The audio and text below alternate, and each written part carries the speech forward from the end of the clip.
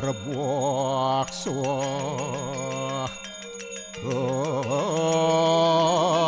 sawit turwarenim borgu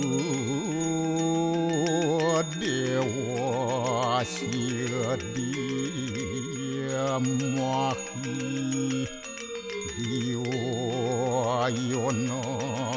paracu adayat Om Narayanu Yawidam Sarum Yad Buatam Yastyabawiyam Neskalang Niranjan Niruya Kalpun Nirakyata Sududewiku Narayanu Naduyatyu Astiakastit Om Tuam Siwa Tuam Dewa Yaswara Parameswara Warahma Wisnu Asya Rudrasya Warusah Paryakiratita Om Papuham Papakarmaham Papatnya Papasambhawa Rahimam Pundarya Kaksir Sabahya Biantara Suci Om Kesama Sama Mahadewa Swaru Paranya kita angkara Mamuja Swaru Papidya Walaya Suasadya Siwa Om Kesantauya Kaiku Dosa Kesantauya Wajiku Mamu Santauya Manaswa Dosa At permadat kesama-samam Om Santi Santi Santi Om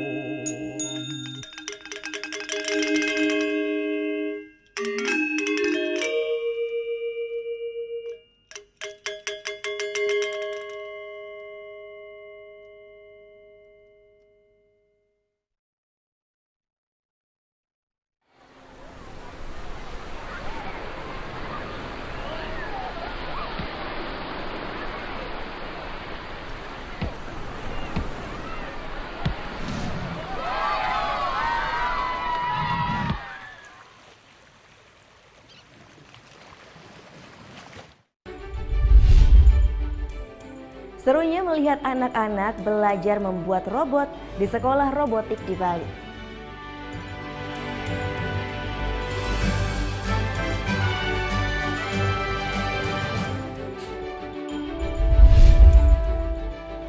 11 tahun pernikahan tak kunjung direstui. Seorang pria di Bali nekat menembak mertuanya sendiri.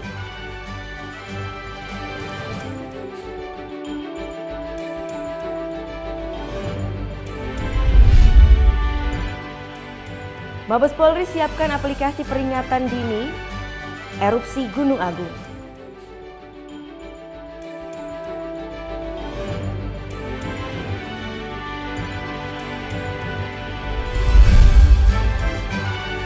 Lezatnya berbagai olahan masakan dari Kepulauan Mauritius di Timoris Cafe.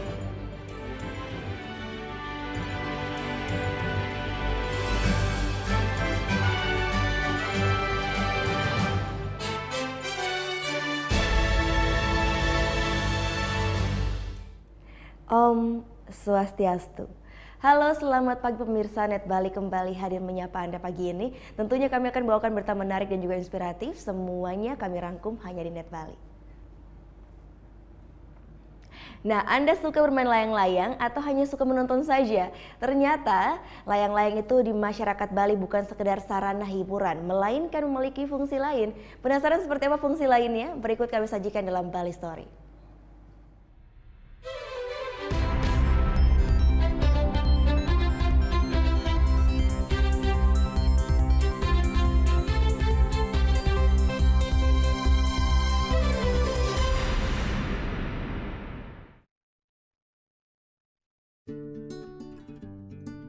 Sudah menjadi tradisi atau kegiatan rutin tahunan di Bali, setiap memasuki bulan Juni adalah musim layang-layang. Bulan Juni hingga Agustus merupakan saat yang tepat untuk menerbangkan layang-layang di Pulau Bali, karena di bulan Juni adalah saat cuaca sedang cerah dengan angin yang cukup kencang. Seiring perkembangan, layang-layang pun dibuat dengan berbagai macam jenis, namun tetap dengan kerangka awal yang sama. Layang-layang merupakan lembaran bahan tipis berkerangka yang diterbangkan ke udara dengan diikat oleh seutas tali atau benang sebagai pengendali bagi orang yang menerbangkannya. Untuk menerbangkan layang-layang dibutuhkan angin yang cukup kencang namun tenang. Layang-layang tak hanya ada di Indonesia, bahkan Cina dianggap sebagai negara penemu layang-layang pertama di dunia. Layang-layang Cina yang terbuat dari sutra dan bambu emas diperkirakan sudah ada sejak 2.800 tahun yang lalu. Namun di tahun 1997, seorang ahli layang-layang berkebangsaan Jerman, Wolfgang Wick, menyatakan bahwa Kagati adalah layang-layang pertama di dunia. Dari hasil penelitian yang dilakukan di Gua Sugipatani di desa Liangkobori, Muna, Sulawesi Selatan, layang-layang di Kagati diperkirakan sudah ada sejak 9.000 hingga 5.000 tahun sebelum Masehi. Kagati adalah sebuah layang-layang tradisional masyarakat Pulau Muna, Sulawesi Tenggara. Kagati tergolong layang-layang unik karena bahan utamanya adalah daun kering kolope atau ubi hutan yang dirangkai dengan kulit bambu. Dikenal luas di seluruh dunia sebagai alat permainan, layang-layang diketahui juga memiliki beberapa fungsi. Di Jawa Barat, Lampung, dan beberapa tempat lain di Indonesia, layang-layang digunakan sebagai alat bantu memancing. Layang-layang yang diterbangkan di atas perairan dihubungkan dengan mata kail dan umpan di bawahnya.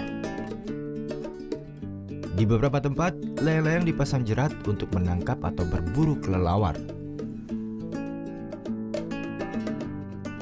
Penggunaan layang-layang sebagai alat bantu penelitian telah dikenal sejak abad ke-18. Contoh yang paling terkenal adalah ketika Benjamin Franklin menggunakan layang-layang yang terhubung dengan kunci untuk menunjukkan bahwa petir membawa muatan listrik. Di benua Asia, layang-layang sering berkaitan dengan upacara keagamaan atau kepentingan agama. Terlihat dari banyaknya layang-layang dari Cina yang berbentuk naga dari cerita rakyat. Dan ada juga yang berbentuk tradisional lainnya, seperti burung, kupu-kupu, bahkan kelabang. Di Malaysia, menerbangkan layang-layang di atas rumah pada malam hari dipercaya dapat menjauhkan roh-roh jahat. Di Korea, warga biasanya menulis nama bayi yang baru dilahirkan pada layang-layang, lalu diterbangkan dan dibiarkan terlepas sendiri. Tradisi itu dimaksudkan agar si anak selamat sampai hari tua.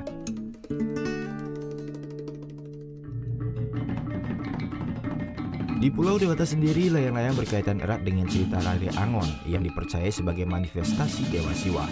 Masyarakat Bali percaya ketika musim layangan tiba, Rare Angon turun ke bumi diiringi dengan tiupan seruling yang bertanda untuk memanggil angin. Rari Angon sendiri dipercaya sebagai pelindung areal persawahan petani, sehingga sawah masyarakat Bali tak terkena hama wurung maupun burung. Bali adalah salah satu daerah yang masih melestarikan kebudayaan layang-layang secara turun-temurun dari nenek moyang. Salah satu bukti pelestarian kebudayaan adalah dengan diadakannya Festival Layang-Layang setiap tahunnya. Festival Layang-Layang Bali pertama kali dilakukan pada tahun 1979, bertempat di Subak Tanjung Bungkak, Denpasar.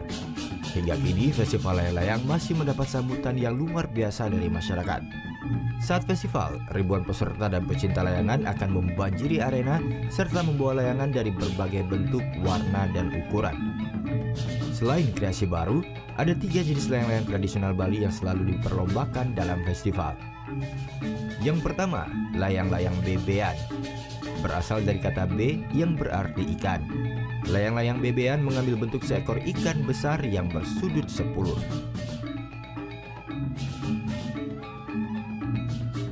Kemudian layang-layang pecukan. Nama pecukan diambil karena layang-layang ini mempunyai 4 sudut dan bentuknya menekuk yang dalam bahasa Bali adalah pecut. Layang-layang janggan merupakan asosiasi dari pecukan yang memiliki ekor panjang seperti naga. Ekor yang panjang diasosiasikan sebagai Ananta Boga, simbol dari dewa kemakmuran. Ketiga layang-layang tersebut setiap pementasannya selalu diberi guangan yang akan mengeluarkan suara bila diterpa angin. Festival layang-layang di Bali semakin menarik karena diiringi dengan gamelan tradisional Bali yang menambah semarak suasana. Festival layang-layang diadakan setiap bulan Juni hingga Agustus setiap tahunnya dan hampir setiap minggu akan ada festival layang-layang yang menarik.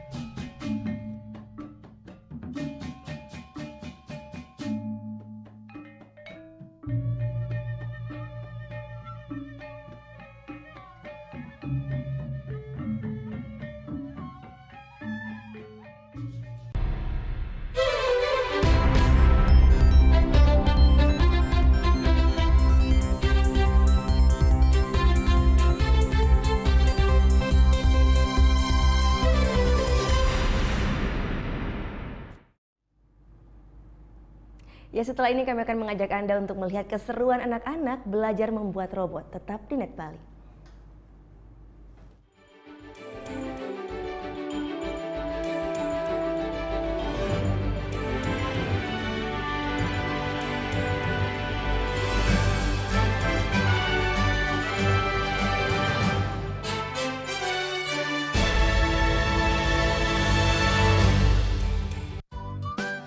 Kamu anak band? Hobi cover lagu? Net Bali memberikan kesempatan agar kamu lebih dikenal.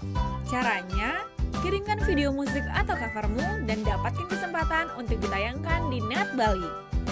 Info syarat dan ketentuan dapat dilihat di fanpage Facebook Net Biro Bali, Twitter @netbirobali, Instagram Net Bali Official. Bangun pagi bisa bikin tambah pintar. Bareng Andre Hesti bisa. Berbagai inovasi masa kini, seru-seruan di Fun Science, hingga tips oi-oi. Pagi-pagi hanya di Net. Mas Firman. Aduh, Mas Firman. Bunga buat aku ya? Assalamualaikum. Waalaikumsalam. Oke Jack, season 2 hanya di Net.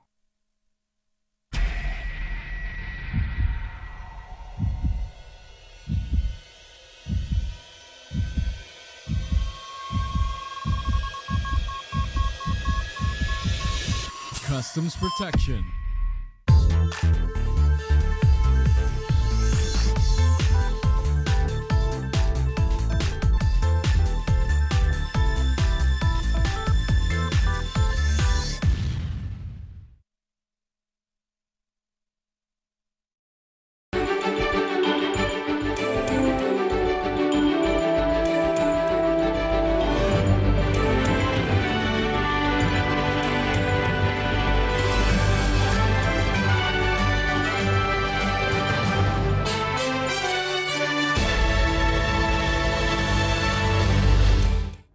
Anda kembali menyaksikan Net Bali. Dunia robot dekat dengan dunia anak-anak, khususnya laki-laki ya. Nah, melihat bakat-bakat anak dengan dunia robotik ini, di Denpasar Bali ada sekolah robotik yang mengajarkan anak membuat robot. Gak cuma mengasah kreativitas dengan belajar membuat robot, ternyata juga bisa mengasah kemampuan motorik anak.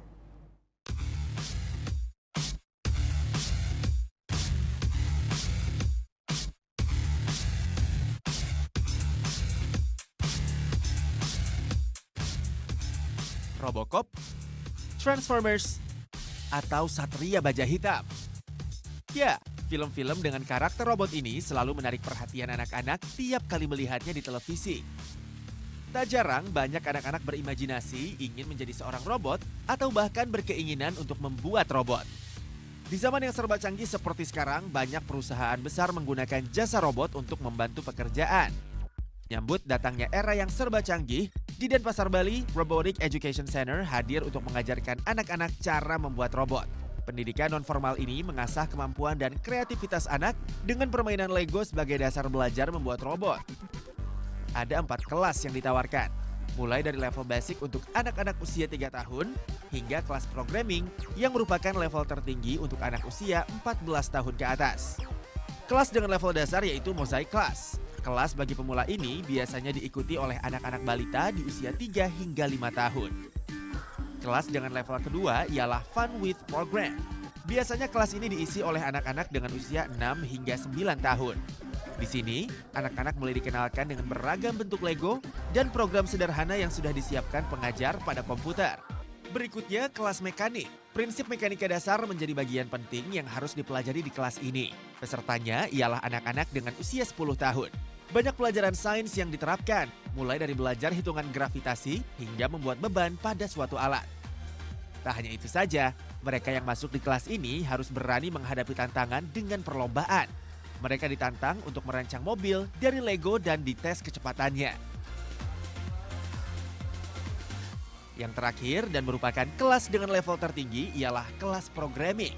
Lebih kompleks dan tentunya juga lebih rumit. Karena tidak hanya menyusun kerangka robot, di kelas ini anak-anak juga ditantang membuat program dari robot yang akan dibuatnya.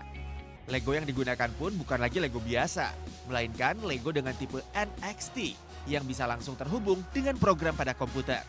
Di kelas ini, 2 hasil karya yang sudah berhasil diciptakan ialah robot Pax Shorter dan Ford Climb. Robot hasil buah tangan anak kreatif ini berfungsi untuk memindahkan dan memilah barang tanpa menggunakan tenaga manusia. Untuk bisa gabung di sekolah robotik ini, anak-anak tidak diwajibkan mengikuti setiap tahap pengajaran. Syarat utama untuk belajar ialah bisa berhitung. Setelah itu, pengajar akan memberikan tantangan dan menentukan anak tersebut bisa bergabung di kelas yang mana.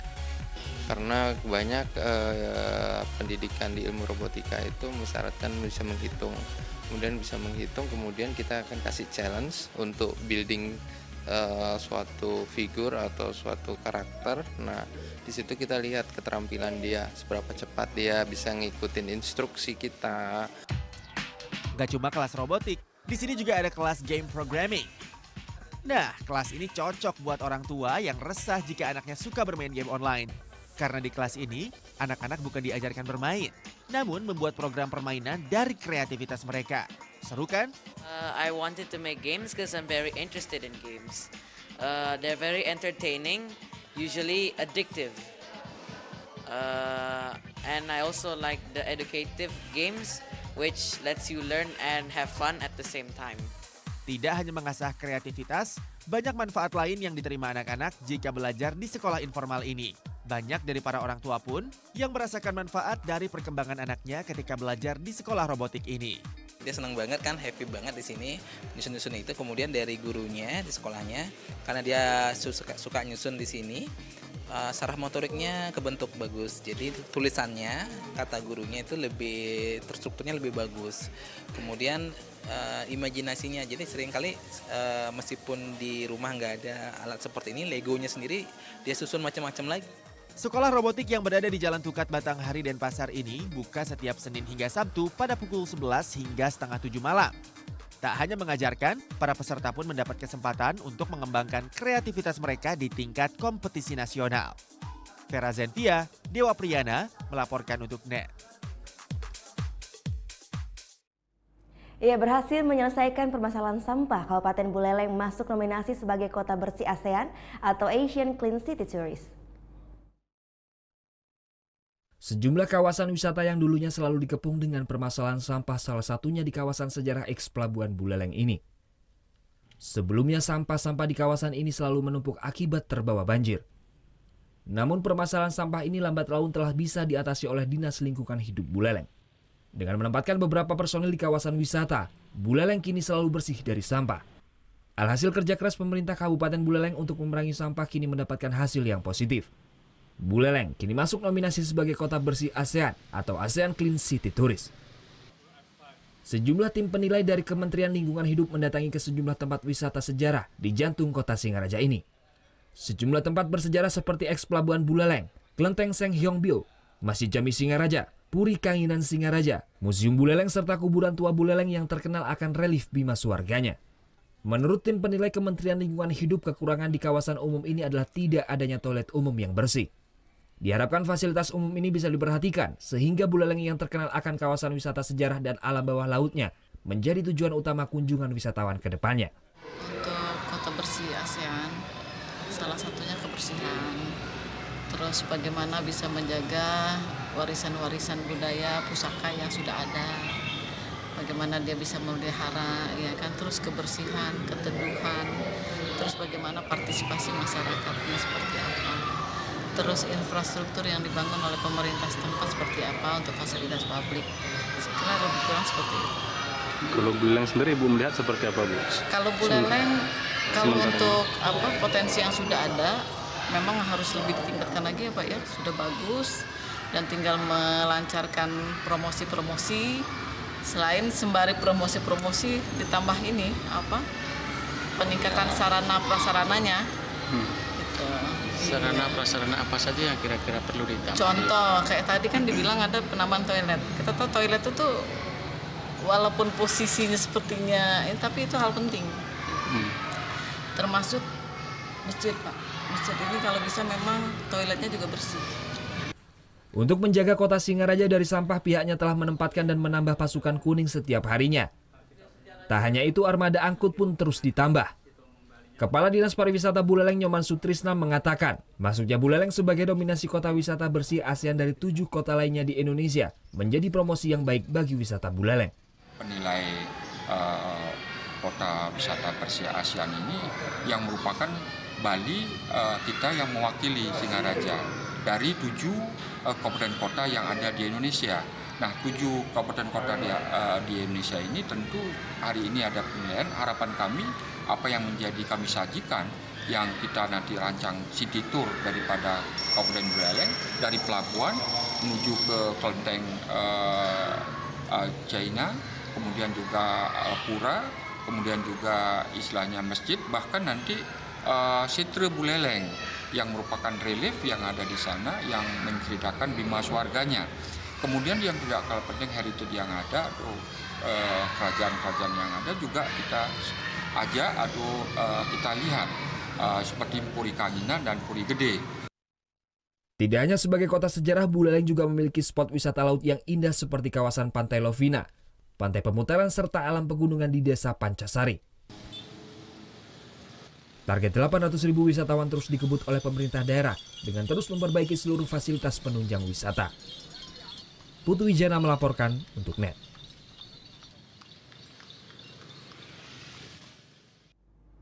11 tahun pernikahan tak kunjung direstui, seorang pria di Bali menembak mertuanya sendiri. Tunggu liputannya sesaat lagi, tetap di NET Bali.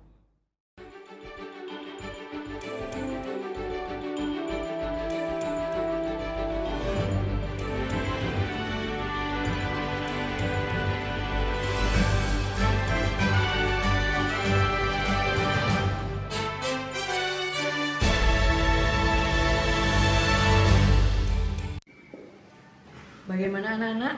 Ada yang tahu? Anime! Gosip Indonesia.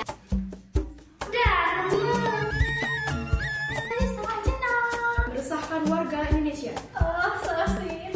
Top chart music minggu ini. Tayangan Sehat adalah tayangan yang menghibur sekaligus memberikan informasi yang berguna dan bermanfaat bagi masyarakat. Orang irit itu kalau belanja secukupnya. Yang kedua, tidak berani mengeluarkan uang. Karena yang berhak mengeluarkan uang di negara Indonesia adalah Bank Indonesia. Waktu Indonesia bercanda hanya di Net.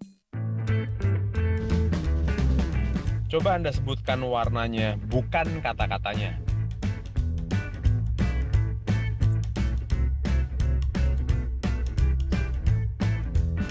Yakin Anda menyebutkan warna dan bukan membaca kata-katanya? Menurut J. Ridley Stroop, otak manusia akan lebih cepat untuk membaca kata-kata daripada melihat warna dan menyebutkannya. Temukan fakta menarik lainnya dalam Lintas Imaji. Mau yang fresh di pagi hari? Wow! Menemani sarapan Anda akan hadir tontonan baru di layar kaca. Berbagai informasi menarik paling wow ada di sini. Setiap Senin sampai Jumat jam 7 pagi. Hanya di Net. Hai guys, welcome to Vegas, acara musik nomor 1. Kita mau update tentang ya musisi-musisi yang enak banget juga lagunya. Buat nemenin suasana kayak gini nih. Breakout hanya di Net. Ini ada seorang penyanyi Indonesia cowok, silakan. Hah? Desta Mahendra kan? Desta Mahendra. Ini adalah Elo. Oke, kita lihat ya. Ini gambar siapa? Gue. Ini gambar siapa? Lo. Ya udah.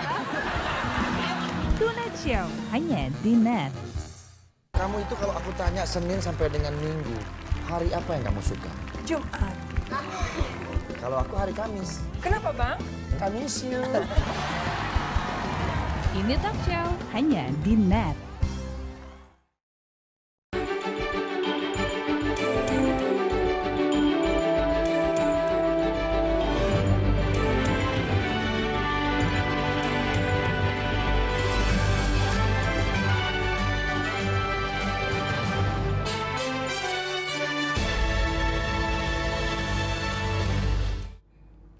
Sebelas tahun pernikahan tak dikunjung direstui, seorang pria di Bali menembak mertuanya sendiri. Korban terluka di betis dan pergelangan kakinya. Insiden penembakan mertua oleh menantunya sendiri ini terjadi pada hari Senin lalu. Pelaku bernama Rai Topan mendatangi rumah Wijayanto, mertuanya di Jalan Kebo Iwak, Denpasar dengan membawa senapan angin. Cekcok mulut sempat terjadi sebelum pelaku akhirnya menembak korban. Akibatnya korban terluka tembak di betis dan pergelangan kakinya. Si pelaku datang ke sana untuk menjemput istri sama anaknya. Namun pada saat itu mertuanya melarang. Nah, mungkin ada ketersinggungan atau fitnahan, jadi si pelaku tersinggung dan langsung menembak dalam jarak 5 meter. Dari hasil pemeriksaan sementara, pelaku dan korban sering cekcok karena ketidakcocokan. Pelaku kesal karena selama 11 tahun menikah dengan anaknya, sang mertua tak kunjung merestui. Pelaku juga kesal karena korban kerap mengejek dan berkata kasar kepada pelaku. Kini, Rai harus mendekam di tahanan Polsek Denpasar Barat. Ia dijerat dengan pasal 351 KUHP dengan ancaman 5 tahun penjara. Surya Sanjaya melaporkan untuk Net. Sering mencuri perhiasan milik neneknya, seorang ibu laporkan anak kandungnya sendiri ke Polsek Denpasar Barat. Perilaku anaknya tersebut sengaja dia laporkan agar pelaku cerah. Mila terpaksa melaporkan anaknya sendiri ke Polsek Denpasar Barat karena anaknya sudah berulang kali mencuri perhiasan milik neneknya sendiri. Mila mengaku sudah tidak bisa menasihatinya lagi sehingga jalan satu-satunya adalah melaporkan ke pihak kepolisian. Dia berharap anaknya jerah dan tidak mengulangi lagi perbuatannya. Supaya kapok, saya juga jengkel kalau dia pokoknya malam dipakai siang, siang pakai malam. Ya. Bapaknya udah pasrah sama saya udah. Terus nanti sekolahnya gimana, Bu? Dia sekolah mau kejar paket aja. Dari hasil pemeriksaan, pelaku DWR yang masih berusia 15 tahun ini mengaku mencuri uang dan perhiasan milik neneknya. Uang hasil pencurian barang curiannya ia gunakan untuk bermain game online dan digunakan untuk balapan liar. Game online? Hobi game online berarti kamu? Terus? Sisanya? Ya pakai main itu terus. Main terus? Nah, terus itu motor itu yang saya dapat di rumah, motor apa? Karisma. Nah, ini yang hijau itu loh. Karisma. Motor Karisma? Iya. Itu uang dari mana? Uang ngambil di kakak udah 5 bulan yang lalu. Oh gitu, nyuri di kakak juga gitu. Oh gitu. Terus emasnya dijual di mana, Mas? Di Pak D. Pak D Paman? Iya. Oh pamannya dijualnya. Oh kamu nyurinya sama jualannya di keluarga semua? Bukan di keluarga. Masih dari toko emas loh. Pak Ade yang tua itu. Kanitreskrim Polsek Denpasar Barat Aan Saputra membenarkan kasus pencurian ini berdasarkan laporan dari orang tua korban sendiri. Pelaku masih anak di bawah umur. Kita akan melakukan undang-undang perlindungan anak, di mana pengawas tersebut, anak tersebut karena mungkin ketagihan main game online ya, game online, dia mencuri emas neneknya, dijual, terus uangnya dipakai game online. Akibat perbuatannya, pelaku kini mendekam di sel tahanan Polsek Denpasar Barat. Dan karena masih di bawah umur, pelaku dikenakan Undang-Undang Perlindungan Anak. Surya Sanjaya melaporkan untuk NET. Akibat tidak bisa mengendalikan emosinya, seorang anak purnawirawan TNI harus mendekam di tahanan Polsek Denpasar Barat. Aksi kekerasannya terekam oleh warga. Zulham Zailani, anak purnawirawan TNI ini, kini harus berurusan dengan pihak kepolisian. Pasalnya, pelaku telah melakukan penganiayaan terhadap korban hingga mengalami luka robek pada pipi kiri akibat ditendang berkali-kali oleh pelaku. Peristiwa yang terjadi pada Rabu lalu ini bermula akibat pelaku dan korban nyaris berserempetan. Akibatnya terjadi kesalahpahaman antara pihak pelaku dan korban. Pelaku kemudian mengejar korban hingga halaman parkir rumah sakit Sanglah. Di lokasi tersebut, pelaku kemudian menganiaya korban. Aksi ini pun direkam oleh warga. Kok bisa dipukul, kenapa? Dia dapat bilang itu sama saya. Oh, bahasa kotor gitu? Terus kamu teriaknya apa? Saya bilang, woi, saya gituin aja. Terus dia ngomong kasar gitu dah. Makanya saya kejar langsung udah. Oh gitu? Tidak terima dengan perbuatan pelaku, korban kemudian melaporkan peristiwa ini ke Polsek Denpasar Barat. Setelah mendapatkan informasi dari sejumlah saksi, pelaku berhasil diamankan petugas pada Rabu malam. Saksi ini ditangkap di rumahnya, di perumahan asrama tentara ya. Katanya sempat ada perlawanan? Sempat kita pada saat masuk kita dihalangi, jadi kita perlihatkan surat perintahnya. Yang menghalangi siapa? Penjaga di depan. Pelaku dijerat dengan pasal 35 KUHP dengan ancaman hukuman 5 tahun. Surya Sanjaya melaporkan untuk NET.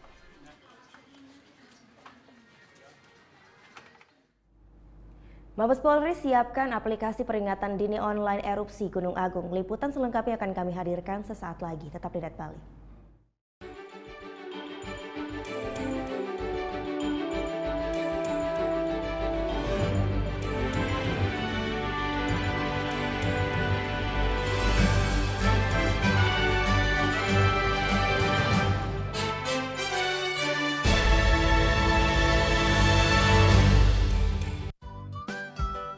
Anak band, hobi cover lagu. NET Bali memberikan kesempatan agar kamu lebih dikenal. Caranya, kirimkan video musik atau covermu dan dapatkan kesempatan untuk ditayangkan di NET Bali. Info syarat dan ketentuan dapat dilihat di fanpage Facebook NET Biro Bali, Twitter @NETBiroBali, Instagram NET Bali Official. Menemani sore Anda, NET 16 hadir dengan rangkaian berita dari dalam dan luar negeri. Selamat sore, NET 16 hari ini kembali hadir bersama saya Tommy Fajar. Dan saya Rahma Hayuningdia. Dari sudut yang berbeda, kami antarkan berita teraktual, cepat dan akurat. ESG dapat dimanfaatkan semaksimal mungkin untuk pertumbuhan ekonomi Indonesia. Sepasang suami istri diringkus terkait dengan kasus penipuan berkedok investasi. Selama menjalankan aksinya, pelaku telah meraup miliaran rupiah. NET 16, setiap hari jam 4 sore, hanya di NET. Sahabat Indonesia kali ini bersama Wahyu Aditya, a.k.a. Wadit. Saya gelisah kenapa kok tidak banyak karya animasi lokal. Akhirnya saya harus menciptakan lembaga yang minimal bisa mencetak banyak orang yang bisa membuat animasi. Ingin merubah persepsi bahwa menggambar itu bukan urusannya seniman, tapi menggambar adalah salah satu cara berkomunikasi. Bersuara lewat karya, itu dia ya. Orang ini itu kalau belanja secukupnya. Yang kedua tidak berani mengeluarkan uang. Karena yang berhak mengeluarkan uang di negara Indonesia adalah Bank Indonesia. Waktu Indonesia bercanda hanya di NET. Coba Anda sebutkan warnanya, bukan kata-katanya.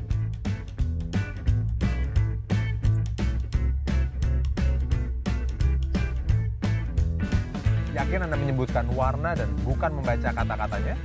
Menurut J. Radley Stroop, otak manusia akan lebih cepat untuk membaca kata-kata daripada melihat warna dan menyebutkannya. Temukan fakta menarik lainnya dalam Lintas Imaji.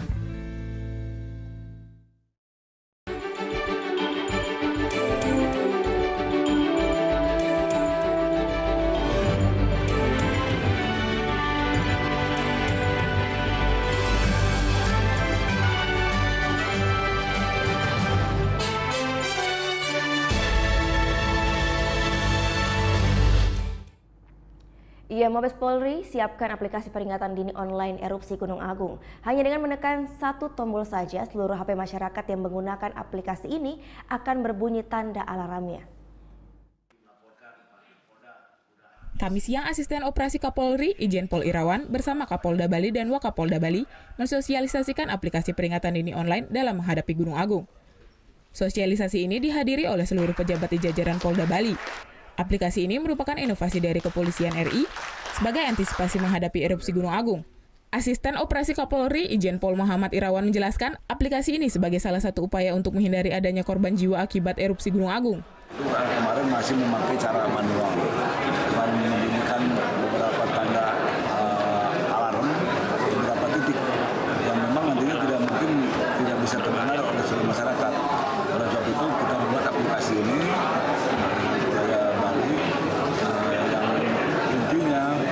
kalau nanti terjadi memang betul-betul erupsi. Sehingga dengan memilih satu tombol saja, maka akan bunyi kepada seluruh handphone yang Android bisa dipakai. Aplikasi ini akan tersambung dengan semua unsur terkait seperti kepolisian, PVMBG, BMKG, TNI, BPBD, dan Pemda setempat, serta masyarakat. Hanya dengan sekali memencet tombol pada aplikasi, semua handphone Android yang telah terpasang aplikasi ini akan berbunyi seperti alarm. Nantinya, Pusat Vulkanologi dan Mitigasi Bencana Geologi atau VMBG yang akan menekan tombol peringatan sehingga seluruh handphone yang telah terpasang aplikasi ini, tanda alarm akan berbunyi. Diharapkan masyarakat mengunduh aplikasi ini sehingga peringatan dini erupsi Gunung Agung bisa tersebar secara cepat. Aplikasi ini akan diluncurkan secara resmi pada Jumat 20 Oktober di UKM Center Karangasem, Bali. Untuk lebih memudahkan penggunaan aplikasi ini, masyarakat bisa menghubungi pihak kepolisian setempat. Surya Sanjaya melaporkan untuk NET. Banyak pengungsi asal Kecamatan Kubu Karangasem kembali ke desanya masing-masing dari tempat pengungsian di Desa Les dan Tembok, Kecamatan Tejakula, Buleleng. Hal ini dikarenakan banyak pengungsi yang jenuh tinggal di pengungsian. Sebanyak 1.000 pengungsi dari sejumlah desa di Kecamatan Kubu Karangasem, Bali yang masuk zona merah kembali ke desanya masing-masing. Sebelumnya para pengungsi asal Kubu ini menempati sejumlah fasilitas umum di wilayah Kecamatan Tejakula, Buleleng. Para pengungsi memilih pulang ke rumahnya karena jenuh tinggal di pengungsian lantaran ketidakpastian. Seperti para pengungsi yang ditampung di Desa Tembok mencapai 600 lebih ini telah berkurang. Padahal para pengungsi ini telah ditempatkan di tempat yang aman dan layak. Dikhawatirkan, pulangnya para pengungsi ini akan menyulitkan saat evakuasi jika Gunung Agung mengalami erupsi. Dari PMK Bada, dari lokasi. Jadi lokasinya Niki dari PMK, dari Pemprov yang kurang tahu. Kalau dari PMK rencananya Niki relokasi ke wilayah Kecamatan Kubu tambahan, Sawan dan Sukesari. Namun masih banyak pengungsi asal desa Kecamatan Kubu ini belum mau dipindahkan ke tempat yang layak. Salah satunya 6 keluarga yang tinggal di bawah jembatan di Desa Sampirenteng. Mereka memilih tinggal di dekat jembatan lantaran tempatnya yang lebih nyaman dan tidak panas. Selain itu, pengungsi ini takut tertular penyakit dari pengungsi lain yang tinggal di pengungsian. Saya kalau pindah berkumpul sampai ratusan orang nih, kan kesehatan nih, pertama nih istilahnya ada penularan penyakit nantinya itu kan bisa saya cegah. Kalau memang ada tempat-tempat yang memungkinkan untuk 10 kakak, 6 kakak itu menurut saya lebih bagus, Pak. Karena pertama kesehatan, kedua kalau orang berjubel di sana tempat buang air besarnya itu sedikit, nanti kan tidak bisa nih seperti contoh waktu di mes itu buang air sembarangan, berak sembarangan itu karena tidak dapat giliran ke WC. Itu yang saya pikir masyarakat saya biar walaupun. Hingga saat ini data pengungsian yang berada di wilayah Kabupaten Buleleng yang tersebar di Kecamatan Tejakula mencapai 21.000 jiwa. Sementara relokasi para pengungsi yang sebelumnya menempati tenda pengungsian di Desa Les telah rampung dilakukan. Sehingga tenda pengungsian di Desa Les ini telah kosong dan disiapkan untuk pengungsi selanjutnya jika terjadi erupsi. Putu Wijana melaporkan untuk NET.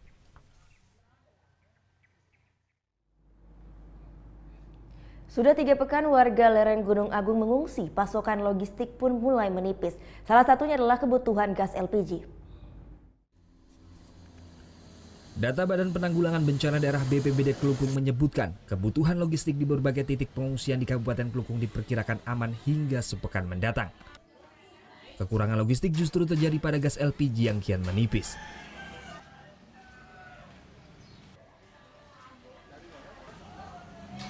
Kekurangan gas LPG ini terjadi di posko pengungsian Balai Banjar. Belum adanya subsidi dari Pertamina menjadi faktor utama minimnya pasokan gas LPG.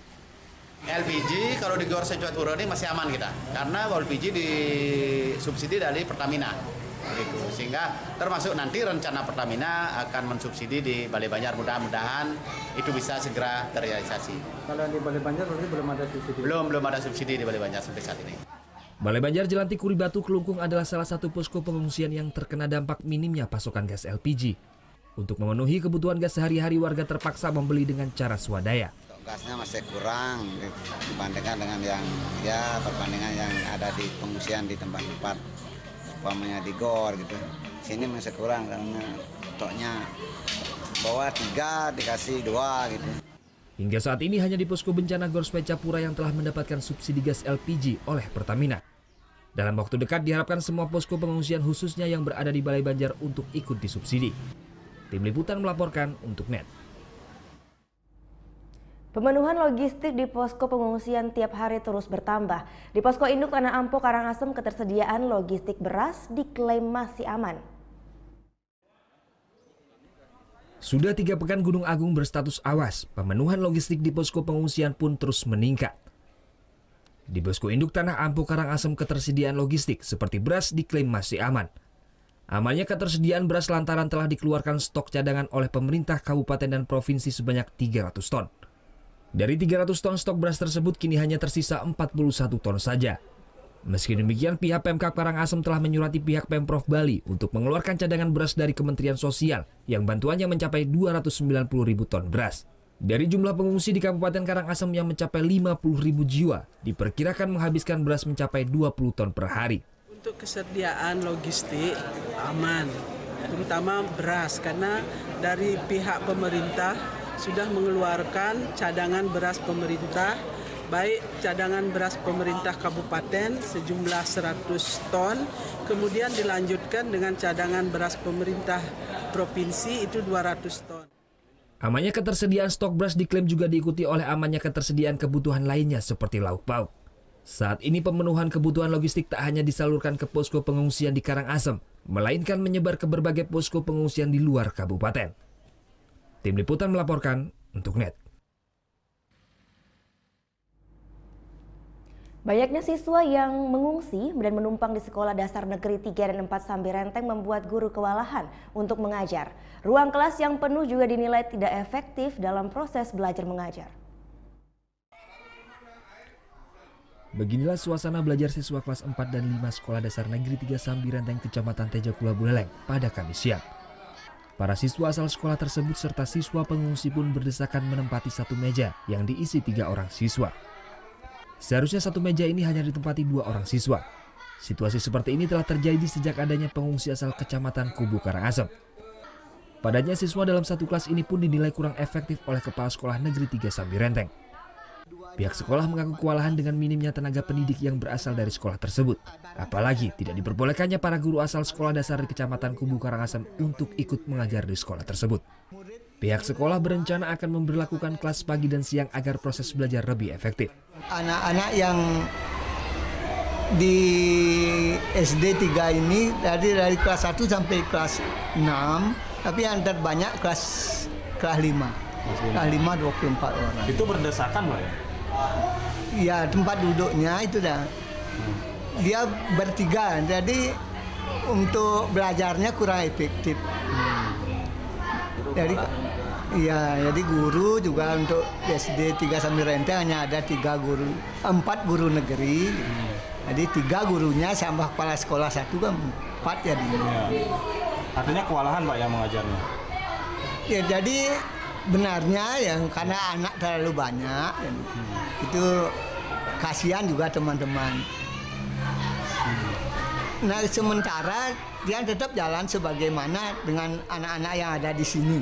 Jadi tetap yang ajar sebagaimana biasa. Tapi kurang efektif. Iya, hanya itu kurang efektif karena duduknya berdesakan. Ya. Mungkin kalau dia dari timur mau menyumbang menyamkan bangkunya itu untuk duduk anak, udah. Nanti setelah situasi aman akan kembalikan lagi. Ataukah dia ambil jalan double shift. Salah satu guru dari sekolah dasar di Desa Ban Karangasem yang kini diperbantukan untuk mendampingi para siswa pengungsi mengaku mendapatkan perintah dari Kepala Sekolah SD Negeri 5 Ban. Namun para guru ini tidak diperbolehkan mengajar dengan mengambil jam pelajaran para guru asli di SD Negeri 3 Sambi Renteng. Sehingga para guru ini pun hanya menunggu setiap harinya. Para guru asal Kecamatan Kubu menunggu instruksi pemerintah daerah Karangasem untuk mengajar di kelas siang. Cuma disuruh dari kepala sekolah disuruh mendampingi siswa di sini yang ada dari SD 5 Ban kan ada di sini yang mesti masuk sekolah di sini terus disuruh mendampingi. Sejauh ini mengajar juga, Bu? Ya kalau ada jam kosong disuruh mengisi, kalau enggak ada ya guru di sini untuk membantu lah di sini mendampingi anak-anak yang dari SD 5 Ban. Berapa orang Bu membantu di sini, Bu? Dari guru dari sana? Terjadwal kalau kurang lebih berapa orang deh, 3 orang. Setiap hari itu? Ada saja di sini. Yang bantu sini. Karena luring ada di les, ada di sini, ada di SD 4 Sambi Renteng ada juga. Meskipun berdesakan dalam satu kelas, para siswa pengungsi Karangasem di wilayah Kecamatan Kubu ini mulai betah dan mengenal lingkungan barunya. Namun masih banyak siswa pengungsi yang enggan bersekolah lantaran kondisi belajar yang berdesakan. Tercatat sebanyak 182 siswa pengungsi yang menumpang belajar di 2 SD Desa Sambi Renteng ini. Putu Wijana melaporkan untuk NET. Ya, setelah ini kami akan mengajak Anda untuk menikmati lezatnya berbagai olahan masakan dari Kepulauan Mauritius hanya di restoran Timoris. Nah, sesaat lagi tetap NET Bali.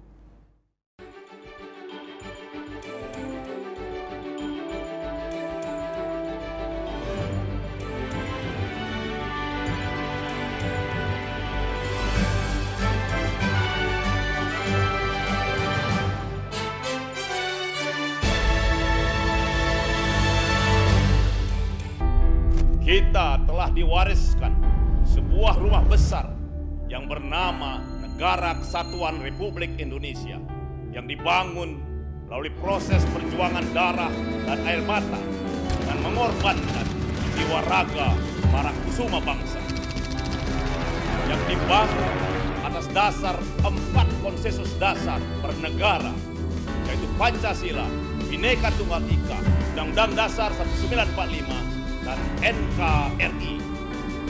Munculnya gerakan-gerakan yang ingin mengganti, yang mengkhianati 4 konsensus dasar itu. Yang ingin meruntuhkan rumah besar kita. Apakah akan kita biarkan rumah besar kita runtuh?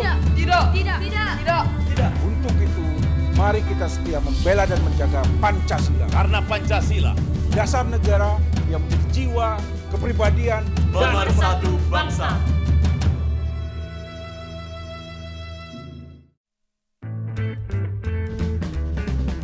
Coba Anda sebutkan warnanya, bukan kata-katanya.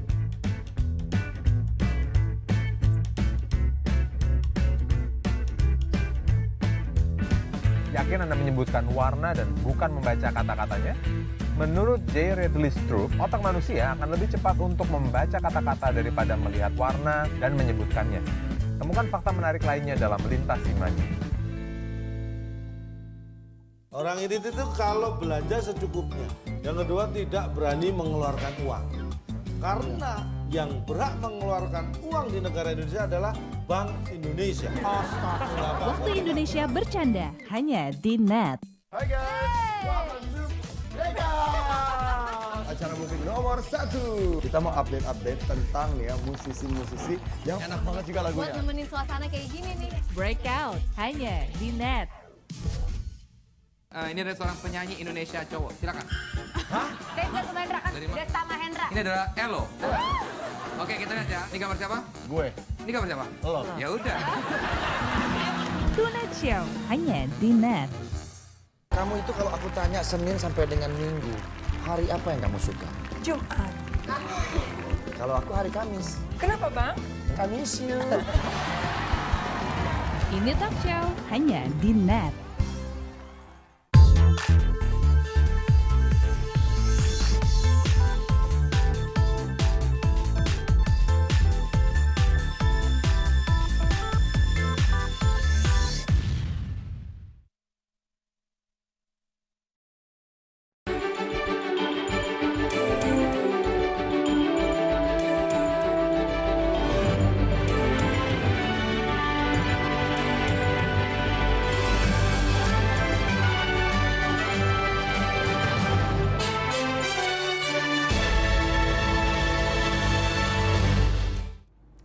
Ya, Anda kembali menyaksikan Net Bali. Kalau ingat burung dodo, pasti langsung ingat juga negara asalnya ya.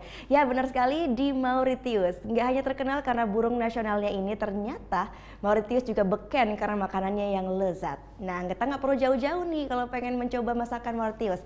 Tinggal kedatang aja ke restoran yang satu ini di kawasan Seminyak, Bali. Kaya akan rempah dan super lezat, dua kata yang pas menggambarkan menu-menu asal Kepulauan Mauritius ini. Nggak perlu jauh-jauh ke negeri burung dodo ini untuk mencoba makanannya. Di Pulau Dewata saja, tepatnya di Seminyak, ada sebuah resto bernama Timoris yang sajikan menu-menu spesial yang wajib dicoba.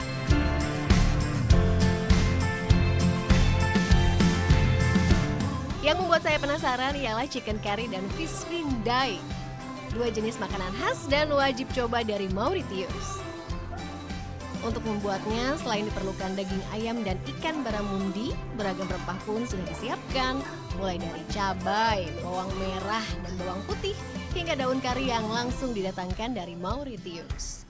So Mauritian food is like a little touch of everywhere. Chinese, French, British, Indian, all around the world in one dish. So we have the chicken curry, we have the curry itself. This is typical Mauritian. You cannot find it anywhere.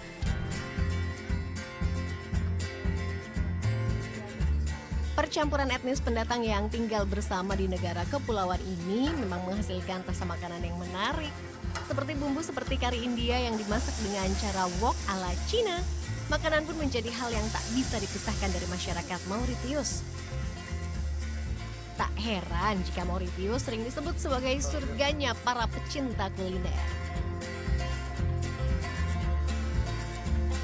Nah, sudah siap? Tak lupa sebelum disajikan, kedua makanan ini pun ditata bergaya tropikal ala Bali.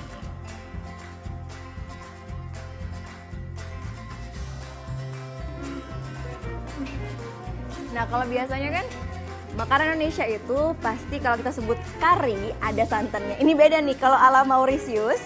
Jadi kari tapi nggak pakai santan. Namun rasanya tuh enak banget, kayak gimana ya, beda aja rasanya. Tapi yang paling saya suka adalah tadi kan dimasak pakai slow cooking nih ayam ini. Jadi karinya itu masuk meresap banget di ayamnya. Jadi walaupun kita ngambil dalam banget nih ayamnya, masih berasa karinya. Enak banget. Semua menu ala pulau di Samudra Hindia ini bisa kita dapatkan di Timoris, mulai dari makanan, minuman, hingga pencuci mulut segar. Seperti yang saya coba ini bernama ananas flambe atau nenas flambe. Lezat! Tidak hanya memperkenalkan makanan khas Mauritius, Timoris yang berarti Mauritius kecil ini ingin memberikan pengalaman baru yang berbeda kepada para pecinta kuliner. Apalagi resto ini adalah yang pertama kalinya membawa masakan Mauritius ke Indonesia.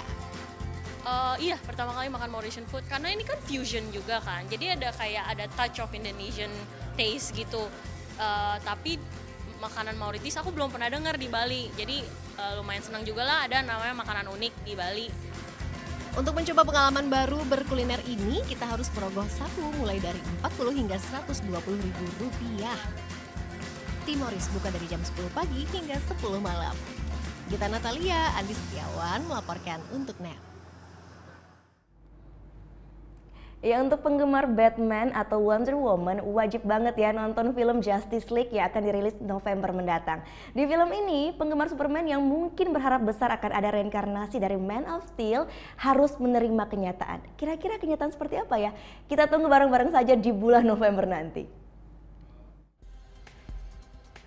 Film Batman vs Superman Dawn of Justice yang tayang awal 2016 lalu dihantam kritikan pedas netizen dan penggemar Batman Superman. Jalan cerita pertarungan antara dua superhero ini dinilai sangat klise. Tak mau tenggelam dalam kritikan, Warner Bros. Dan DC Comics kembali merilis sequel lanjutan mereka, Justice League. Trailer dirilis 8 Oktober lalu dan belum sampai sepekan, trailer sudah disaksikan hingga 19 juta kali. Jalan cerita dalam film yang juga disutradarai oleh pemeran Batman Ben Affleck masih terkait dengan kematian Man of Steel di film Dawn of Justice. Di film ini, musuh terberat yang akan dihadapi oleh Wonder Woman, Aquaman, Cyborg, dan The Flash ialah Steppenwolf, pemimpin Apokolips. Kelima sahabat ini akan menghadapi ancaman Steppenwolf. Dibintangi oleh Ben Affleck, Gal Gadot, Ezra Miller, Jason Momoa, dan Ray Fisher, film Justice League akan dirilis 17 November mendatang.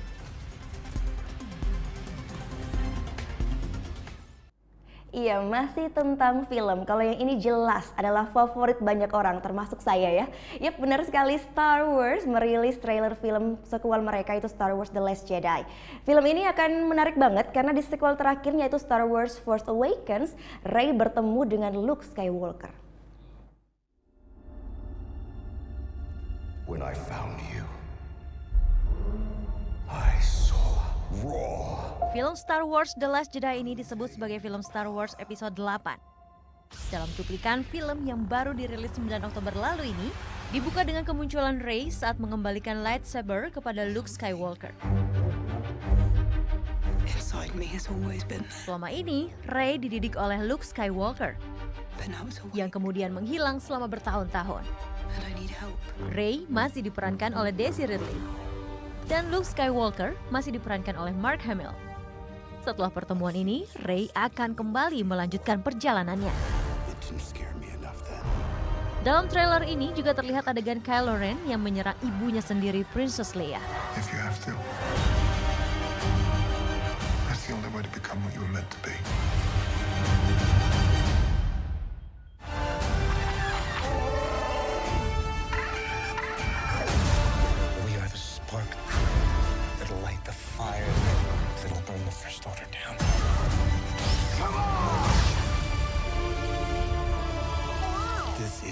Dan di akhir trailer, Rey bertemu dengan Ren. Ren mengulurkan tangan meminta pertolongan Rey. Disutradarai oleh Rian Johnson dan diproduksi oleh Kathleen Kennedy dan Ram Bergman, Star Wars The Last Jedi ini akan ditayangkan mulai 15 Desember 2017. Ya, informasi tadi juga mengakhiri Net Bali untuk hari ini. Anda dapat kembali menyaksikan tayangan hari ini hanya di www.youtube.com/netbali. Jangan lupa juga langsung di subscribe ya. Nah, setelah ini kami akan putarkan satu video klip dari Soul Rebel featuring Afro Moses. Band ini multi genre dan akan hadir dengan lagunya yang berjudul Welcome to Bali. Nah, bagi Anda yang mempunyai video klip musik atau cover dan ingin ditayangkan di Net Bali, bisa langsung dicek syarat dan ketentuannya di Instagram kami, yaitu di @netbaliofficial. Saya Gita Natalia, terima kasih sudah menyaksikan dan selamat berakhir pekan. Matur suksma, Om Santi Santi Santi Om.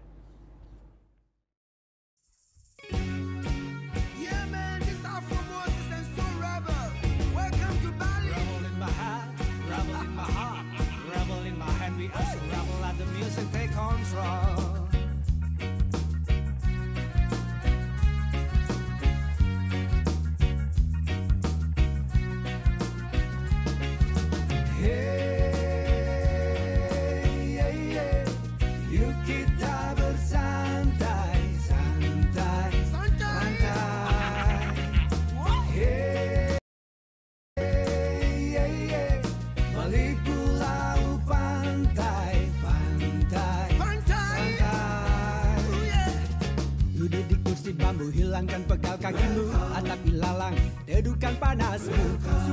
Pantai santai, tenangkan pikiranmu. Alunan musik, bersihkan hatimu. Pesona indah sunset, hilangkan laparmu.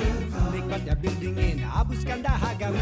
Senyum ramahku selalu menyapamu. Mari kawan, datanglah kepadaku. Yuk kita bersantai, santai, santai.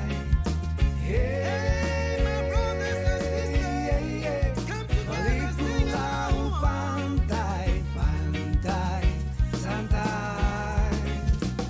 Bila malam suasana begitu tenang, bulan dan bintang selalu menemani. Angin sepoi-sepoi sejuk menerpamu. Oh indahnya suasana ini, lenggak-lenggak penari pesonakanmu, membuatmu terbius terpadu. Hei kawan, datanglah kepadaku, nikmatilah suasana ini. Datang kepadaku, ku kan selalu menyapamu. Datanglah kepadaku, ku kan selalu menemanimu. Nikmatilah suasana sadu, hilangkan lelah.